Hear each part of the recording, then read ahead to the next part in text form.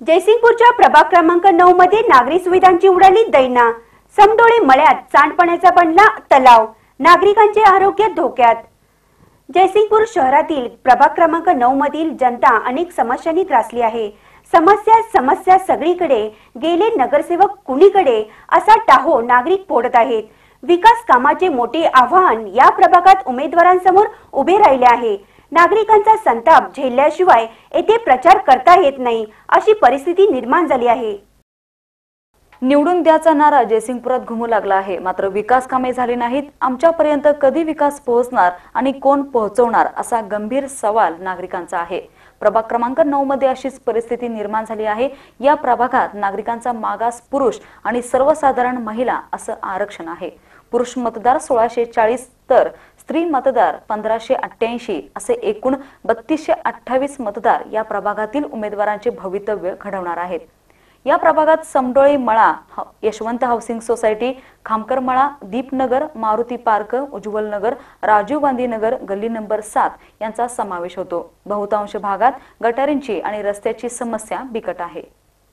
100व्या वर्षात पदार्पण केलेल्या जयसिंगपूर शहरातील प्रभाग क्रमांक 9 मध्ये नागरी सुविधांचा बोजवारा उडाला आहे।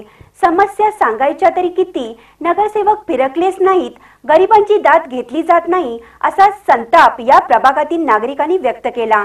अनेक समस्यांमुळे येथील नागरिकांचे आरोग्य धोक्यात आले आहे। राबायचे आणि नुसता दवाखान्यालाच घालायचे काय असा संतप्त सवाल नागरिकांनी केला आहे। जयसिंगपूर शहर शतक महोत्सवात पदार्पण करत आहे। दीन दुबळ्या, कष्टकरी आणि श्रमिकांचे कैवारी असलेले लोकराजा छत्रपती शाहू महाराजांनी वसवलेल्या जयसिंगपूर नगरीत गोरगरिबांचे जीणे मुश्किल झाले आहे। शाहू महाराजांनी रयतेसाठी खजिन्याची दारे खुली केली आणि विकास केला, मात्र जयसिंगपुरातील राज्यकर्त्यांनी कष्टकऱ्यांच्या वस्तीकडे ढुंकूनही पाहिले नसल्याचा तीव्र संताप प्रभाग क्रमांक 9 मधील जनतेने व्यक्त केला आहे।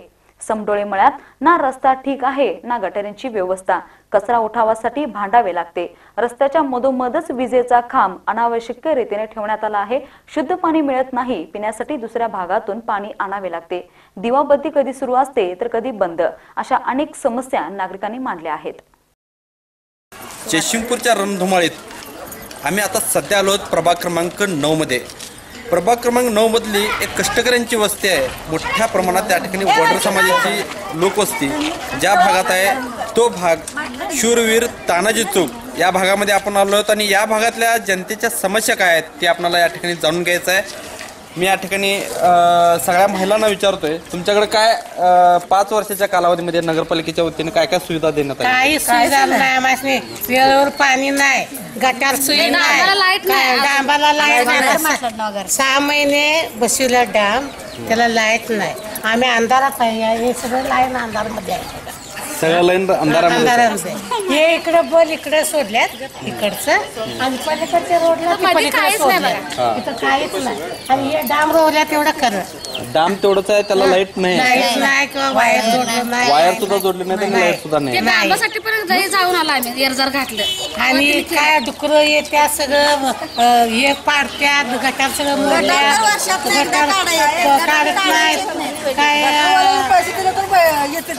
औषध घालत नाही, रोग औषध मरायला लागले। किती दवाखान्यात घालायचं सांगा की? नगरपालिकेचे कर्मचारी नगरपालिकेचे कोणच येत नाही, निवडून आहे का नाही त्यांनी कोणच येत नाही बघायला, फिरून बघत नाही तिकडे। निवडणुकी होईपर्यंत पाया पडतात, निवडणुकी झाल्या की नाही 5 वर्ष तरी खुर्चीवर निवांत बसतात, इकडं कोणच येत नाही। काय होते माणसांचा हाल आणि काय नाही एवढंच। आणि गटरी बघितलं तर व्यवस्थाच नाही आहो त्याचा गटरीचा। तुमच्या भागात पाणी शुद्ध मिळतंय असं ऐकलं? हिरवगार पाणी आहे, हिरवगार आहे, त्या टॉकीचं फिल्टर बसवायचं म्हणून सांगायचं आहे। पाणी शुद्ध मिळत नाही म्हणून आम्ही पाणीपट्टीच भरली नाही तिथली। ह्या वस्तीमध्ये कोण आहे भरलं नाही आम्ही पाणीपट्टी सगळं तटवूनच आहे। मग पाणीपट्टी कधी भरणार आहात तुम्ही? शुद्ध झाल्यावर पाणी येतं, स्वच्छ पाणी आता पाणी, सध्या कसं पाणी येते? हिरवं येते, हिरवं लालसर येते। वाढतंय पाणी आता पिण्याच्या पाण्यासाठी काय करतात आता सध्या? आम्ही मग ते filter मध्ये. पलीकडे आणायचं, त्या गलीला सुटते सकाळी, तिकडनं आणतात, कोण फिल्टर मध्ये नाही तर उकळून पितात. असं आहे. आरोग्य काय बिघडलं का त्यामुळे कुणाचं? होय झाले की भरपूर जणांचं झाले. पोरासनी बिघडलं, दवाखान्यात 20,000 घातलं, मग काय करायचं सांगा की. हा? आणि रस्त्यांचं काय अवस्था? रस्ता एक आहे, बघा हेच की. बघ. रस्त्याचा फोटो काढायला नाही तर 5 वर्षाच्या पूर्वी हे पाईपलाईन झालेलं आहे चावीचा, तिकडच्या टॉकीचा, तेव्हापासून त्यांनी बघितलंच नाही, सगळं फोडलेली तसंच आहे रस्ता. आणखीन कोणाचं काय समस्या आहे? आहेत की आता गटार काढलं नाहीत, काय नाहीत, असंच बोल चाललंय आमचं. गोळशान मारायला लागले, पोरासनी दवाखान्याला घालायचं, माणसाची दवाखान्याला घालायचं, काय औषध घालत नाहीत, काय नाही. वर्षाला एकदा सुद्धा औषध मारत नाही गटारासनी. निवडून आल्या सुद्धा पाया पडायला आणखीन काय डासांचा प्रादुर्भाव वगैरे झाला? आता डुकरे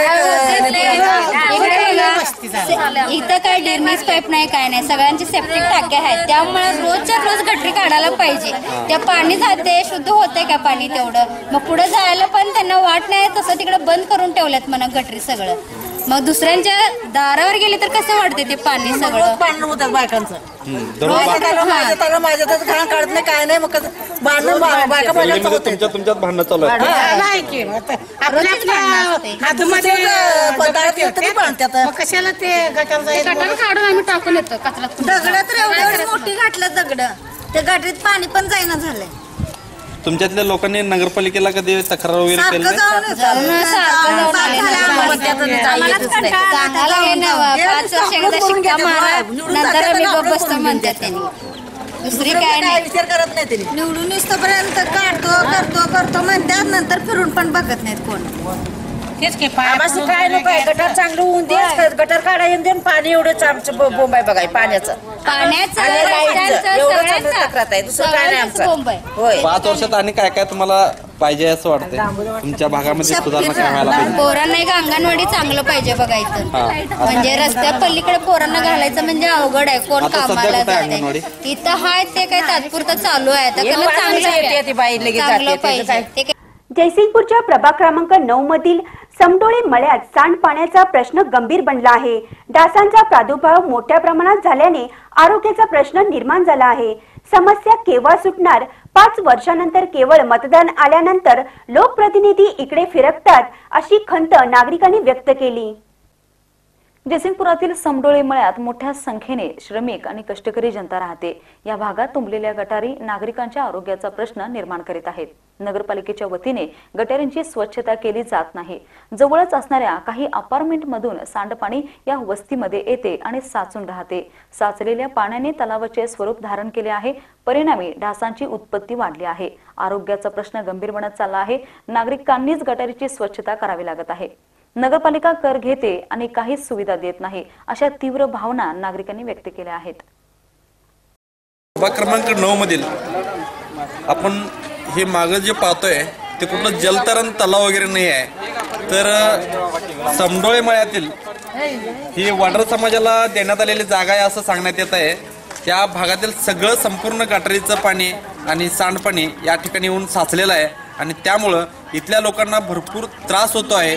काय नेमकं त्रास होतो आहे ते इथल्या स्थानिक रहिवाशांच्याकडून आपल्याला जाणून घ्यायचं आहे. चला तर मग आपण त्यांच्या भेटीला. गेलेली 5 वर्ष निवडणूक झाली तर इकडे कोण फिरकूनच बघत नाही आणि परत आमच्याकडे याच्यात मतं आम्ही त्याच्यानी कसं देणार? त्यांचं त्याच्यानी तर लाज वाटायला पाहिजे आमच्याकडे मतं मागायला यायला. प्रभाग क्रमांक 9 मधील समडोळे मळ्यातील महिला आपल्या सोबत आहेत. जाणून घेऊया त्यांच्याकडून काय समस्या नेमक्या आहेत, काय तुम्हाला समस्या आहेत? पोरासनी देणं आजार पडते सारखं 3 वेळा पोरासनी घेऊन जायचं, आजारी पडते सारखं. काय नाही असं पाणी तुमचे डेंगू झालं तर काय करायचं सांगा पोरासनी. 6 महिन्यात एकदा येतात बघा गटर काढायला, तिच्यातनं गटर काढायला येत नाही, तिकडं काय फिरकून बघत नाहीत. मतदान झालं, मतदानच्या टायमाला एवढं पाया पडत येतात बघा आमच्या दारापर्यंत. तिथनं मतदान झालं, निवडून झालं, अजिबात फिरकून बघत नाही तिकडे. 4 वर्ष झालं इथं घर बांधायचं राहिलं. ह्या पाण्यामुळे शेजारला सगळ्या डेंगू डास हे सगळं व्हायला लागले, कोण दाद घेणार झाल्यात. उमेदवार आहेत, खरे एकी उमेदवार आहेत ते फिरून बघत नाही की या कारण असं की गटर बांधते 3 महिने झालं, या गटरीतले कचरा कोण काढत नाही. काय आता यांची घरं आहेत यांच्या दारातले ह्यांनी एवढं काढतात, इथनं पुढं त्यांच्या पुढच्या बायका भांडणं करतात, आम्ही काय काढू गटार तुम्ही काय काढू असं बोलतात. खरे एकी कोण येत नाहीत. यांनी म्हणतात आम्ही ह्या गटारला काढायला लावलं, ह्यांनी लावले त्यांनी लावले, कोण नाही काय कोण येत नाही. फक्त एवढंच की आमची लोक काढतात. आम्ही आता आम्ही असं केली की इथले उमेदवार उभं केले, कारण का आमची गल्लीतले उमेदवार असावं आणि इथं निवडून यावं. कारण आम्हाला बोलते ते आम्हाला बोलायचा हक्क आमच्या गल्लीतले उमेदवारच नाही की कारण आम्ही असं हे करायचं आहे ते करायचं आहे करून दाखवा. की लहान पोरासनी असं चावतात, त्या लहान पोरासनी बाहेर सोडायचं म्हणजे अवघड झाले. जयसिंगपुरातील आश्रमशाळेतील विद्यार्थ्यांचे आरोग्य धोक्यात, तर शासकीय गोदामाच्या इमारतीलाही पाण्याच्या गळतीमुळे धोका निर्माण झाला आहे. हे पाणी आश्रमशाळेच्या समोरून रस्त्यावरून वाहते, त्यामुळे प्रभाग क्रमांक 9 मधील जनतेतून तीव्र संताप व्यक्त करण्यात येत आहे. जयसिंगपुरातील प्रभाग क्रमांक 9 मध्ये आश्रमशाळेचा भाग येतो. आश्रमशाळेजवळून जनतारा शाळेकडे रस्ता जातो. जवळच पाणी पुरवठा करणारी टाकी आहे. येथील पाणी पुरवठा टाकी जवळून गळती सुरू आहे. ही गळती आश्रमशाळेला सांडपाण्याचा वेढा टाकणारी ठरत आहे.